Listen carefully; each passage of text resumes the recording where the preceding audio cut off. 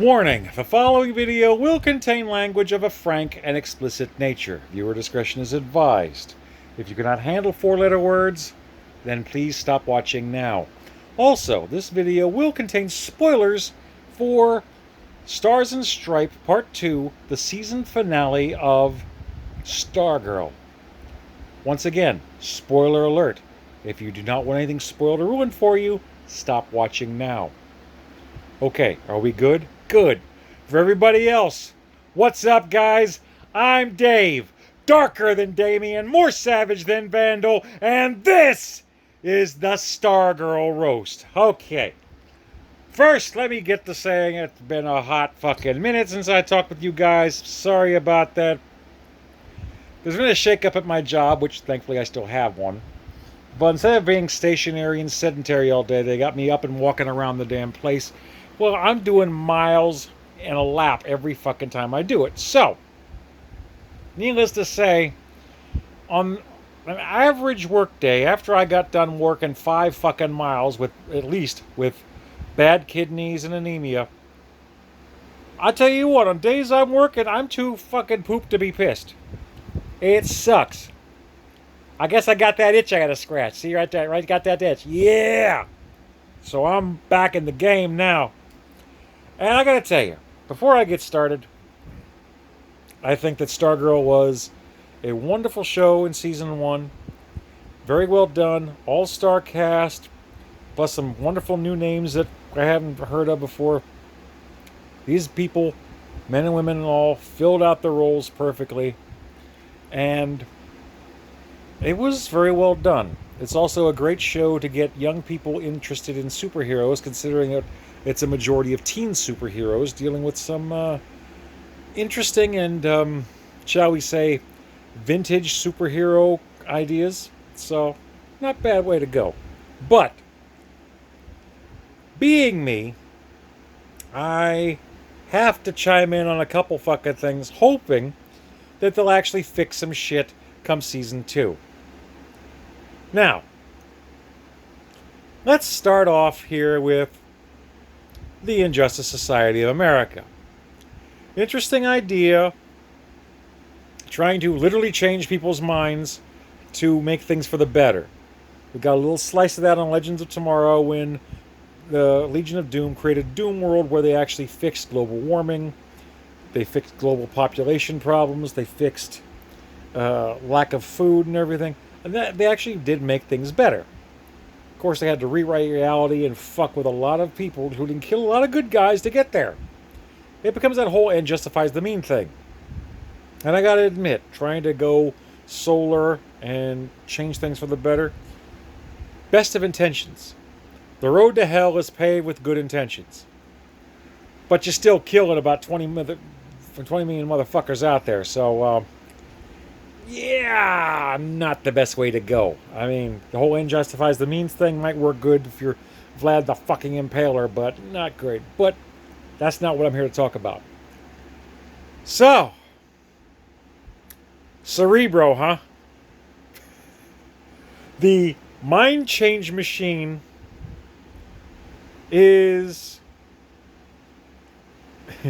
the DC Universe CW small screen version of Cerebro, where they get a telepath to boost their signal and change a motherfucker's mind. Okay!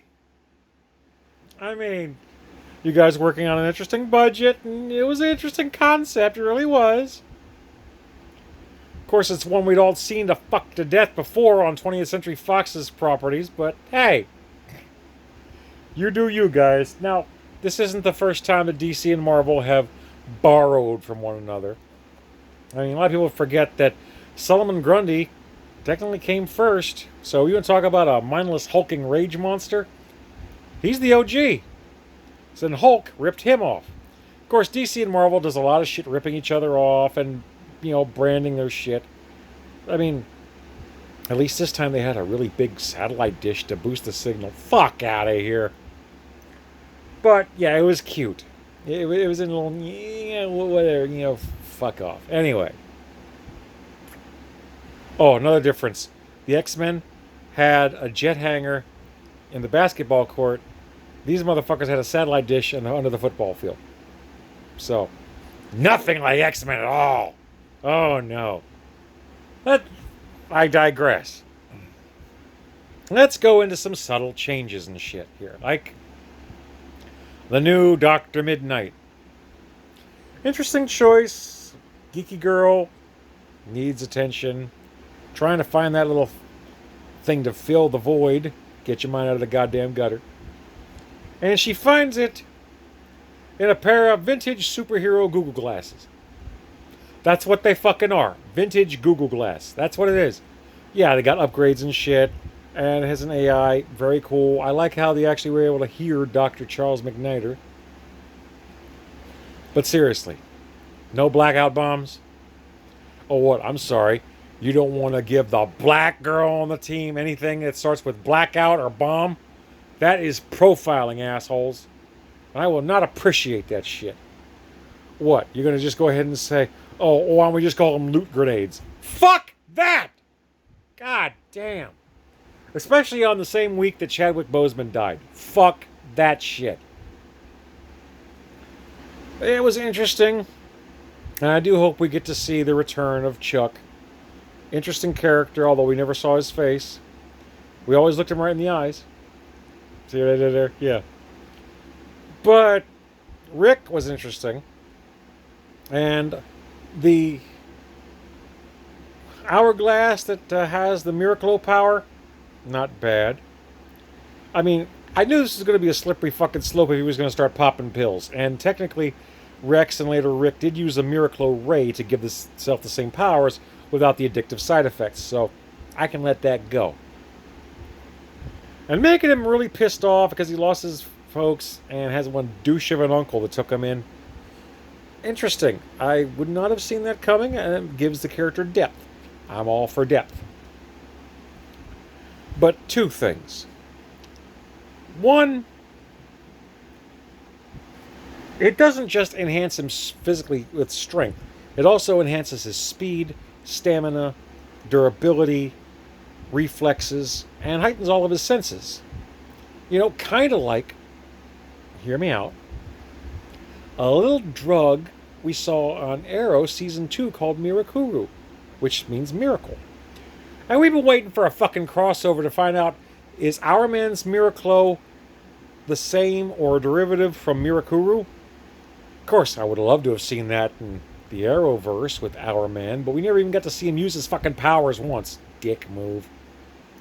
So, I'm glad we decided to not do the drug thing. I get that. But let's go roll Rage Monster shit. And I'm not talking about Solomon Grundy. I'm talking about Rick seeking vengeance on Solomon Grundy. But here we go, Yolanda. You know, the girl that got her ass ruined by Henry Jr. with a little prodding from that fucking streaky hair bitch. I don't even want to say her name. Oh, that's another thing about Dr. Mid-Nite. Since Season 2 is going to have the Shade, a character that uses darkness, and Eclipso, another character that exists in darkness, I can understand they're not doing the blackout bombs thing. Although, technically, if they wanted to get technical. Sandra Knight is related to Ted Knight, the creator of the original Gravity Rod, which later became the Cosmic Rod, which became the Cosmic Staff. And Sandra Knight is also known as Phantom Lady, which uses a blackout beam to create darkness to whoop a motherfucker's ass.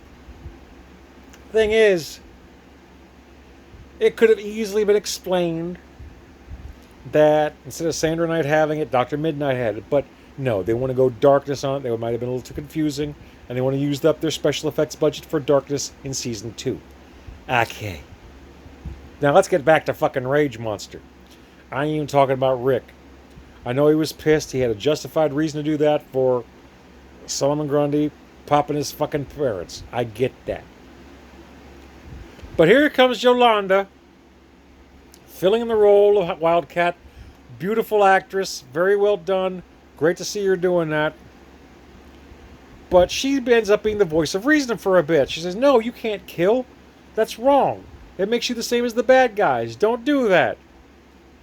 And we get to see Rick actually listen. When we get to see Solomon Grundy doing an impression of Tina Turner in What's Love Got to Do with It, afraid that Ike's going to take off that boot and smack the fuck out of her with it.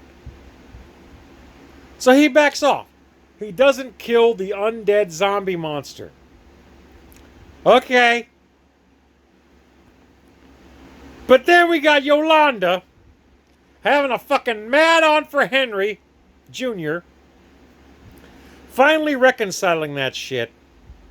Despite the fact that she's all like, I see you again, I kill you. Okay, so she finally figures out, okay, you're not supposed to kill. I'll threaten the motherfucker, but I ain't gonna do it. Oh, and guys, stop bitching about the Wildcat mask, okay? Because Ted Grant, former heavyweight boxing champ of the fucking world. In the comics, he taught Batman how to box. Let me repeat that. He taught Batman how to box. Okay? He's not just a throwaway character in fucking Arrow. Although what they did to him pissed me off. No. So, the puffy face on the mask is like boxing headgear. It's shock absorption. So, if someone decides to put some stank on it, she ain't gonna get all fucked up in the fronts. Okay? Stop bitching about it. I'm sure there'll be a costume redo eventually, but for now, it's headgear. Don't fuck with it. But let's continue to talk about Yolanda and her rage issue. We thought we were done with Henry. Oh no. After Henry Sr. kills Jr. all Highlander style and takes his quickening, he decides to mind-fuck Yolanda. Making it look like, hey, it's Henry Jr. I didn't die, I'm here. Where are your friends? And that's the signal that she gets to realize, hey, you knocking on my mind door. I ain't gonna have it. So she pops them claws Freddy Krueger style and decides to pull out her chola. YaahYaah! Cut a bitch!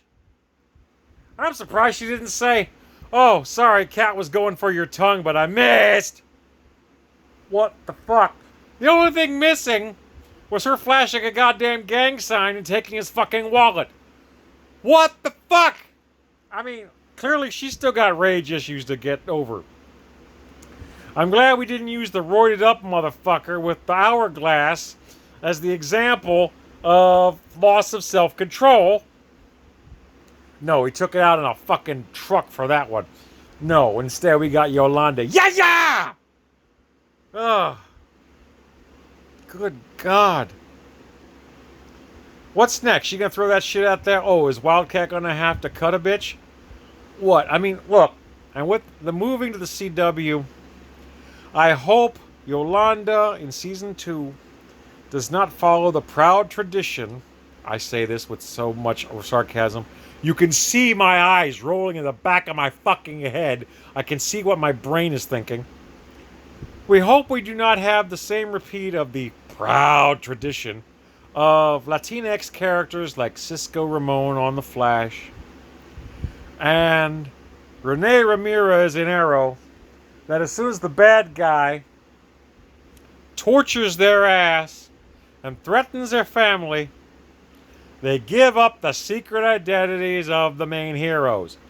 Can we not do that, please? That's fucked up. And it's horrible. I mean, look. Once is a character thing. Twice is a fucking pattern.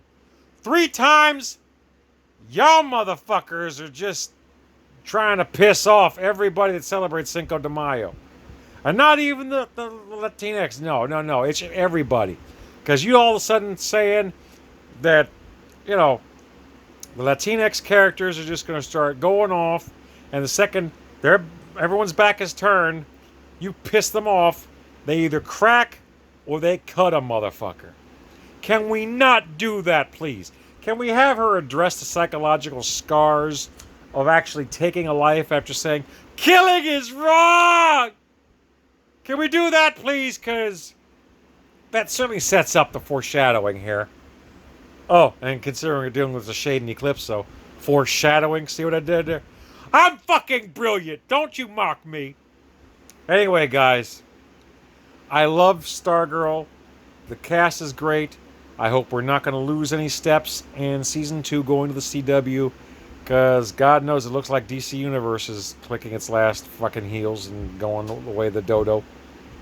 So let's hope things continue with their quality. I'm looking forward to seeing an eventual crossover with Stargirl and their Earth 2 with the people from Earth Prime and other stuff. I'm looking forward to it. It's a good show, but could you please address this shit? Because otherwise, you're going to turn some people off. And, you know, I'm going to keep going until I start making hashtag YaahYaah trending. You don't want hashtag YaahYaah to be trending, okay? Please, if you like my video, like, comment, subscribe, share, pass this bad boy around, and I'll catch you guys later. Oh, one more for the road. YaahYaah!